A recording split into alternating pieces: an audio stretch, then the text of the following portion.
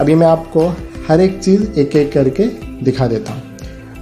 तो दोस्तों अभी आप जैसे देख पाए ये वाला पेन टूल है, तो मैं यहाँ पे पेन का इस्तेमाल कर रहा हूँ। अगर मैं छोटा वाला ले रहा हूँ तो ये देखिए, और ये वाला मिडिल मैंने लिया और ये वाला लार्ज के लिए, ठीक है। तो ये वाला जो चीज़ है आप माउस में इस तरह से आएगा। अगर आप पेन टैबलेट यूज करेंगे तो देखिए वही सेम चीज़ मैं अगर ये स्मॉल वाला ले रहा हूँ, ये स्मॉल वाला जो है, ठीक है, देखिए ये आपका जो है माउस में हो रहा है। और अभी मैं अगर पेन में करूँ तो ये देखिए इतना पतला आ रहा है पेन टैबलेट में, क्योंकि ये बहुत ही प्रेशर सेंसिटिव होता है। जैसे कि मैं अगर सिंपल प्रेस करता हूँ तो इस तरह से आता है, जैसे ही मैं इसको प्रेशर बढ़ाता हूँ तो ये देखिए मोटा हो रहा है, ठीक है।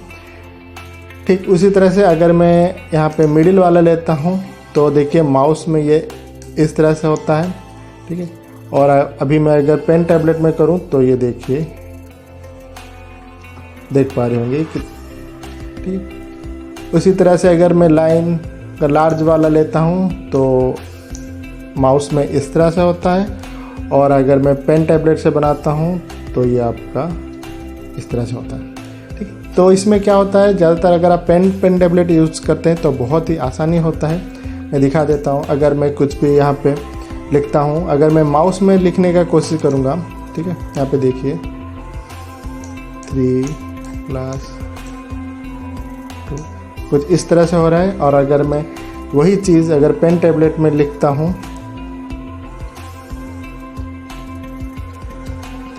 यहाँ पे जो स्मूथनेस है वो ज़्यादा अच्छा होता है पेन टैबलेट में, पर माउस में उतना अच्छा नहीं है। और उसके माउस में अगर आपको लिखना होता है तो आपको इसका साइज़ जो है आपको छोटा करना पड़ेगा। पर पेन टैबलेट में क्या होता है, बहुत ही स्मूथ होता है। जहाँ पे भी आपको चाहिए आपको थोड़ा सा मोटा लिखने के लिए तो आप थोड़ा दबा के लिखिए, और अगर आपको पतला लिखना है तो बस सिंपल प्रेस कर दीजिए, ठीक। और उसके बाद है आपका इरेजर टूल। जैसे कि मैंने यहाँ पे इरेजर टूल है, ठीक है। अगर यहाँ पे आप इरेजर टूल को लेते हैं तो यहाँ पे देखिए ये इस तरह से होता है। और अगर आपको पूरा पेज ही आपको इरेज करना है तो ऊपर का इरेज कर दीजिए, ये हो जाता है, ठीक। और यहाँ पे है हाईलाइट। तो देखिए अगर आप PDF फाइल या फिर कुछ इमेज फाइल में पढ़ाते हैं तो उसमें आपका ये हाईलाइटेड बहुत ही अच्छा होता है। तो देखिए यहाँ पे ये हाईलाइट कलर है, ठीक है। अगर मैं पेन में लिखता हूँ,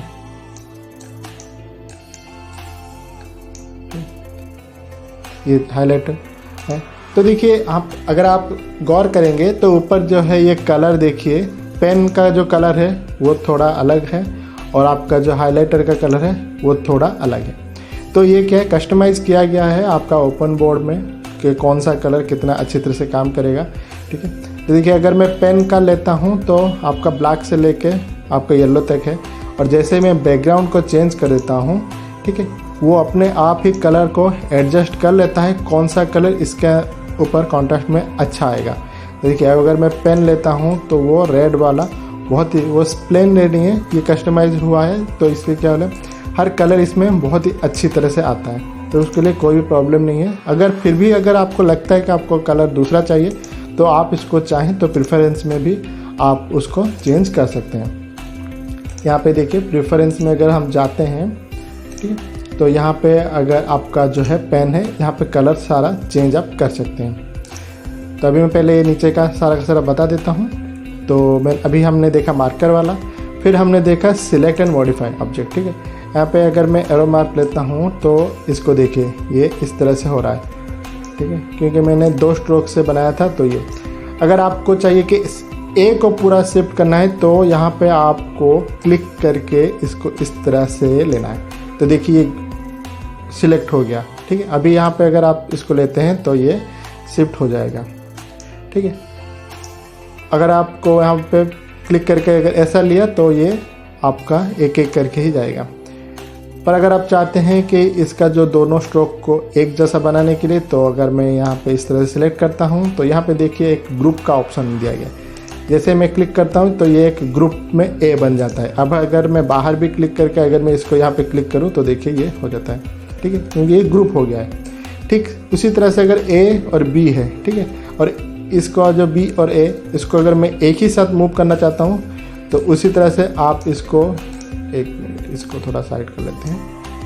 हाँ, अभी मैं अगर इसको पूरा सिलेक्ट करता हूँ तो देखिए ये ए और बी सिलेक्ट हो गया। अगर यहाँ पे मैं जाके इसको टच कर देता हूँ तो ये ग्रुप हो जाएगा, ठीक है। अभी अगर मैं इसको मूव करूँ तो ये बी ए मूव होगा। और अगर मैं चाहता हूँ इसको फिर से अनग्रुप करने के लिए तो इसके ऊपर एक बार क्लिक कीजिए और यहाँ पे अनग्रुप कर दीजिए, ठीक है। तो देखिए ये अनग्रुप हो गया, ठीक है। और इसके बाद ये सिलेक्ट वाला, ठीक है। अगर मैं इसको ये टच करता हूँ तो देखिए ये वाला जो है मूव हो रहा है, ठीक है। इसमें और एरो मार्क में क्या है कि अगर ये फिंगर वाला टच करते हैं ना तो इसमें कोई एडिटिंग का ऑप्शन नहीं आता है, ठीक है। पर ये एरो मार्क में फिंगर का ऑप्शन आता है। और ये वाला जो है ये आपका पेज को ऊपर नीचे करने के लिए, ठीक है।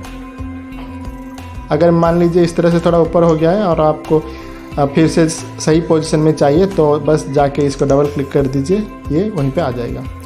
उसके बाद ये जूम, आपको तो पता ही होगा, जूम करने के लिए जूम और जूम आउट हुआ।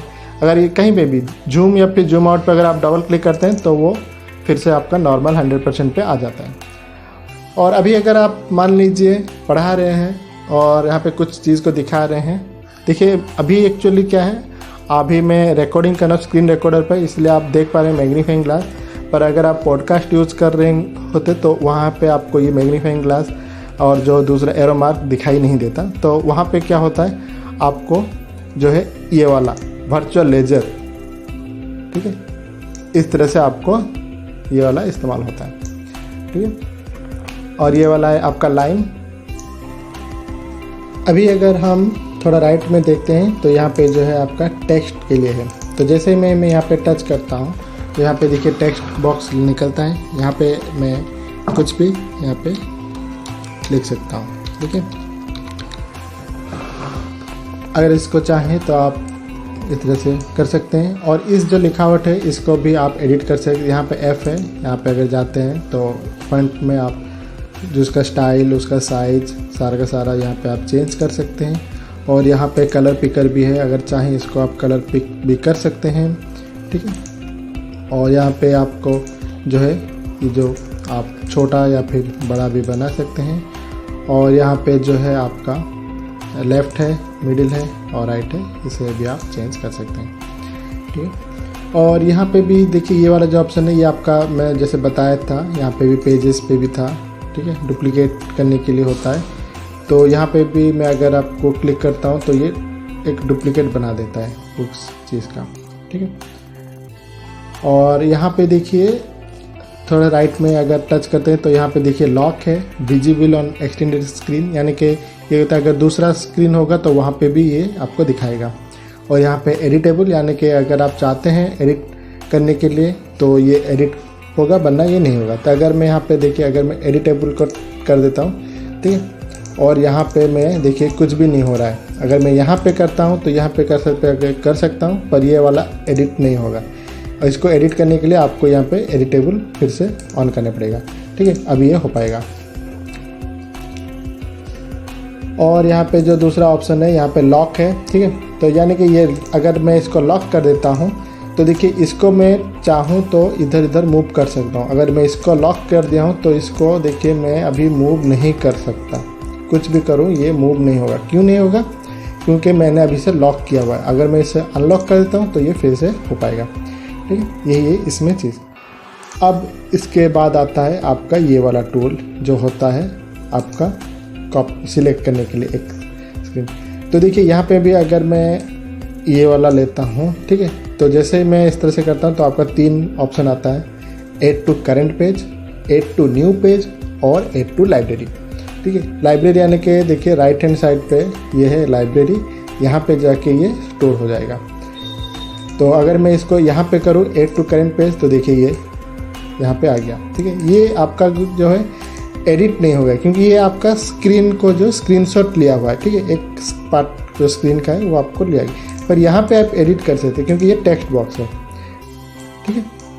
अभी क्या है, अगर मैं फिर से इसको सिलेक्ट करता हूँ तो यहाँ पे लेता हूँ और इतना मैं सिलेक्ट कर रहा हूँ और ऐड टू न्यू पेज। जैसे ही मैं ऐड टू न्यू पेज कर रहा हूँ तो देखिए वही चीज़ आ गया, ठीक है, पर एक नए पेज में आ गया है, देख पा रहे होंगे।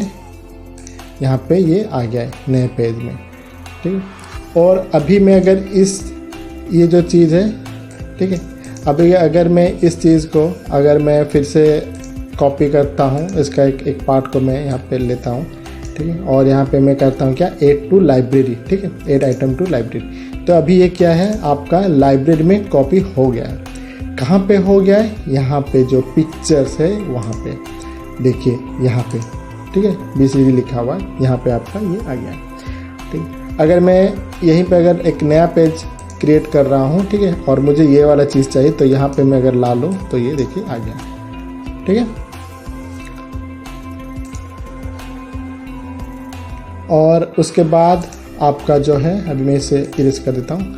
उसके बाद जो है आपका कीबोर्ड है। अगर मैं यहाँ पे वर्चुअल कीबोर्ड पे टच करता हूँ तो ये क्या होगा, आपका जो सिस्टम का कीबोर्ड है वो यहाँ पे शो कर देगा। अगर आप कीबोर्ड आपके पास नहीं है और आप कुछ लिखना चाहते हैं, ठीक है, तो यहाँ पे वर्चुअल कीबोर्ड पे भी आप लिख सकते हैं। मान लीजिए मैंने यहाँ पे ये किया और यहाँ पे, ठीक है, देख पा रहे होंगे,